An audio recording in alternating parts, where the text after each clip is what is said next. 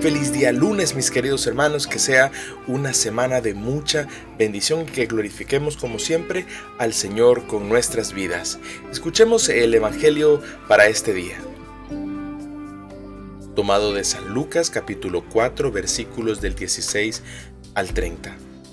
En aquel tiempo Jesús fue a Nazaret, donde se había criado. Entró en la sinagoga, como era su costumbre hacerlo los sábados, y se levantó para hacer la lectura. Se le dio el volumen del profeta Isaías, lo desenrolló y encontró el pasaje en que estaba escrito: El Espíritu del Señor está sobre mí, porque me ha ungido para llevar a los pobres la buena nueva, para anunciar la liberación a los cautivos y la curación a los ciegos, para dar libertad a los oprimidos y proclamar el año de gracia del Señor. Enrolló el volumen, lo devolvió al encargado y se sentó. Los ojos de todos los asistentes a la sinagoga estaban fijos en él.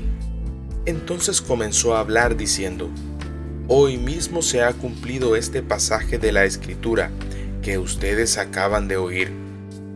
Todos le daban su aprobación y admiraban la sabiduría de las palabras que salían de sus labios y se preguntaban: ¿No es este el hijo de José?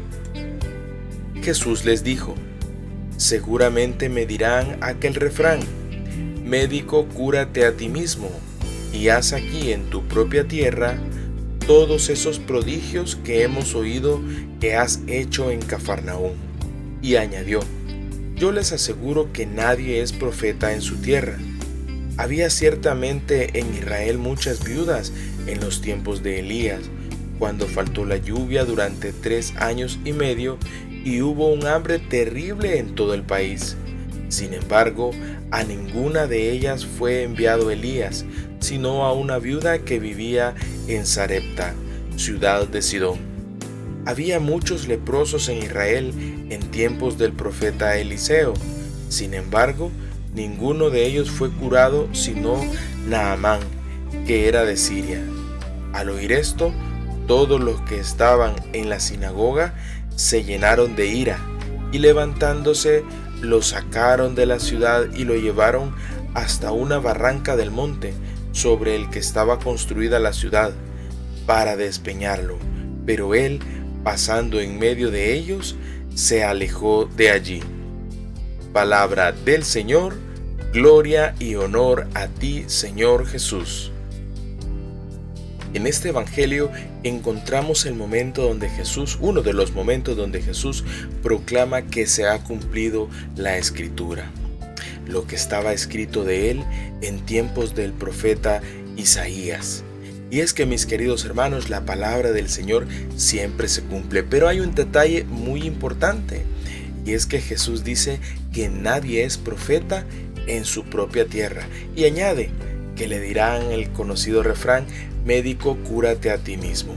Cuando Jesús comienza a dar los ejemplos, el ejemplo de la viuda, el ejemplo del leproso, le está dando a entender a los oyentes en la sinagoga que el pueblo de Israel lo rechazará y que será dada toda la bendición a los que no son del pueblo de Israel.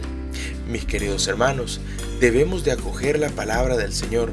No debemos de ser como aquellos de esa sinagoga que juzgaron a Jesús, que de alguna manera despreciaron el mensaje que Cristo les estaba dando en ese momento.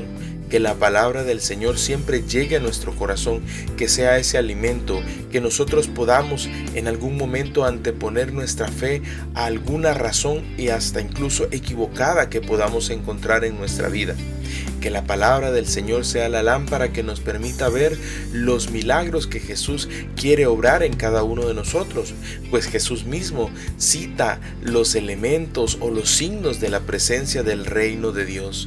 Que ese reino de Dios se haga en nosotros, que sobre todo practiquemos esos valores del reino: justicia, paz, amor, verdad y muchos más. Que realmente seamos testigos de la gloria del Señor Jesucristo y que este día podamos acoger su palabra verdaderamente en nuestro corazón y que no seamos como aquellas personas que estaban en la sinagoga que lo rechazaron. Recordemos que lo que sembremos hoy es lo que cosecharemos mañana. Bendiciones, hermanos.